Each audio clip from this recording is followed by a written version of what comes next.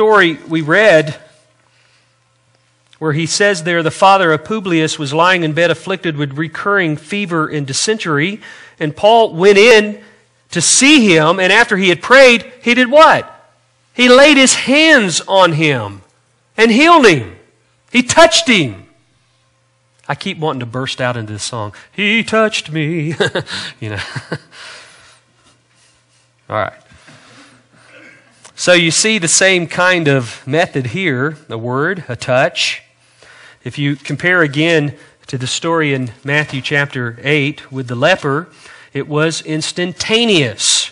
The very moment that Jesus touched him, he was cleansed. It says immediately his leprosy was cleansed.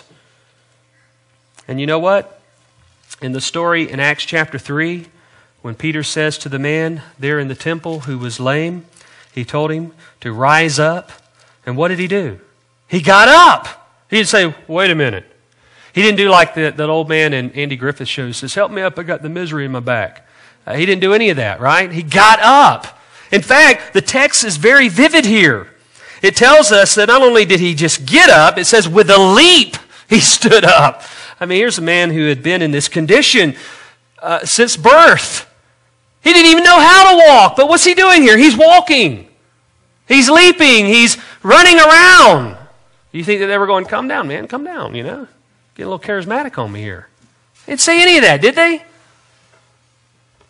He got up. Immediately he was healed. And you find the apostles also doing the same thing. It was with a word. It was with a touch. It was instantaneous. I like this next one. That it was a total healing. A total healing. Go to Luke chapter 4. Luke chapter 4. Look at Luke 4 and look at verse 38. It says, then he got up and left the synagogue and entered Simon's home.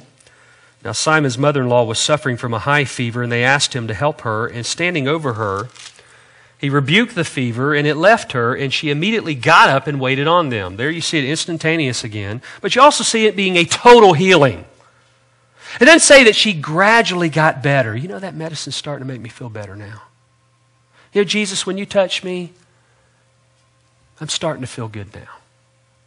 No, it was a total healing. Immediately, she didn't need any attention of any doctor. She didn't need any kind of medication. She was completely, totally, instantaneously healed. And if I had a choice of any healing, that's the one I would choose, wouldn't you? You go back to the book of Acts. You look in chapter 9, verse 34, where Peter says to Aeneas, Jesus Christ heals you. Get up, make your bed. Immediately he got up. He was totally healed. Not just instantaneously, but totally. It wasn't a gradual kind of thing. Now, faith healers say that their healing is based on the faith of the one healed. In most of these situations that we read, we don't even read anything about their faith. Some cases we do. Jesus says, according to your faith, let it be done unto you.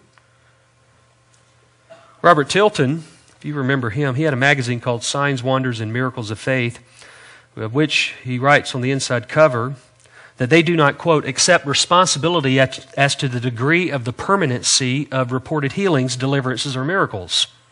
All healings are dependent upon faith, continuing in God's Word, and staying out of sin in accordance with John 5:14. And they assume immediately that all sin leads to some kind of sickness, or all sickness is the result of sin. So does that mean every time I get a cold, it's because I've been in sin?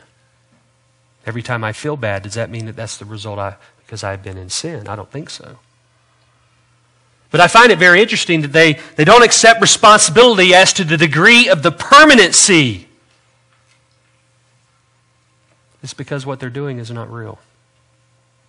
That's why there's no permanency with it. And you take the very things that they do and you compare it to what we see here.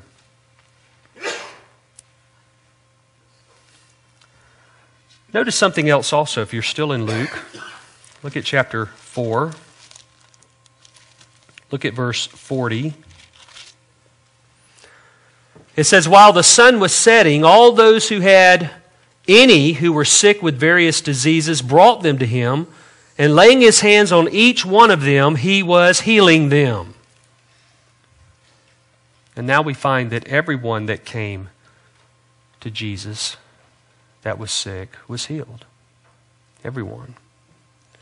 You go into the book of Acts, you find in chapter 5, beginning there at verse 12, it says there, "At the hands of the apostles, many signs and wonders were taking place among the people, and they were all with one accord in Solomon's portico, but none of the rest dared to associate with them. However, the people held them in high esteem, and all the more believers in the Lord. Multitudes of men and women were constantly added to their number, to such an extent that they even carried the sick out into the streets, laid them on cots and pallets, so that when Peter came by, at least his shadow might fall on any one of them. Also, the people from the cities in the vicinity of Jerusalem were coming together, bringing people who were sick or afflicted with unclean spirits, and they were all being healed." All of them. It wasn't that they brought groups of people and some in the group were beyond being healed, or beyond the capacity of the apostles being able to do this, or beyond the capacity of Jesus being able to do this. It says that they were all healed. And so we see the methods are a word, a touch, instantaneously, totally, everyone. And then, of course, the ultimate is raising the dead.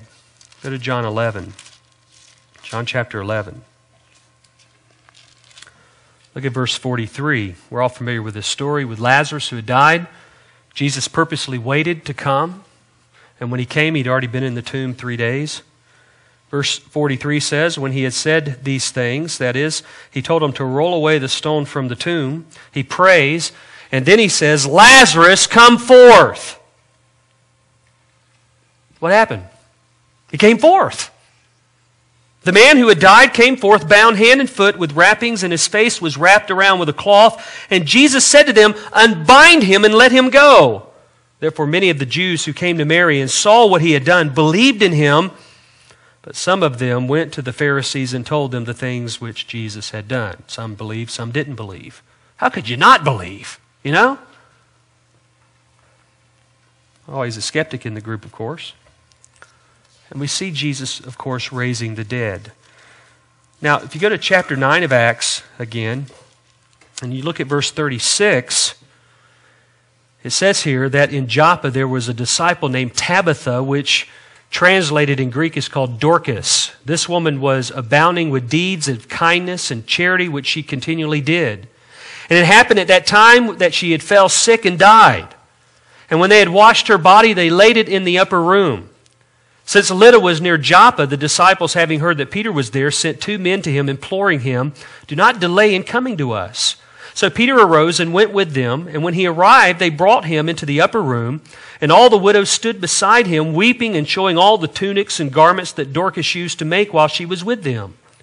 But Peter sent them all out, knelt down and prayed, and turning to the body, he said, "Tabitha, arise." And she opened her eyes, and when she saw Peter, she sat up, and he gave her his hand and raised her up, and calling the saints and widows, he presented her alive.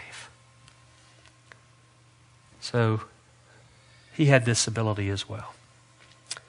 And I would certainly say the rest of the apostles had this ability too, because Jesus had gave Peter and the rest of the apostles the same authority. So you find, when you look in the New Testament, and you look at the subject of healing, you find that, yes, there are all kinds of diseases from which people needed to be healed from: leprosy, paralysis, fever, hemorrhage, blindness, lameness, and of course death. And then when you begin to study who had this gift, you find that Jesus, the apostles, the 70 disciples, the apostles' associates, and the apostle Paul. Frankly, folks, you don't find anybody else with this gift, anybody else with this authority. And then when you begin to examine the very methods that were used, you find that they healed with a word, a touch, instantaneously, totally, everyone, and they raised the dead. Now let me, before we conclude this, give you the whole purpose of healing. So, well, the purpose of healing is to make a person well.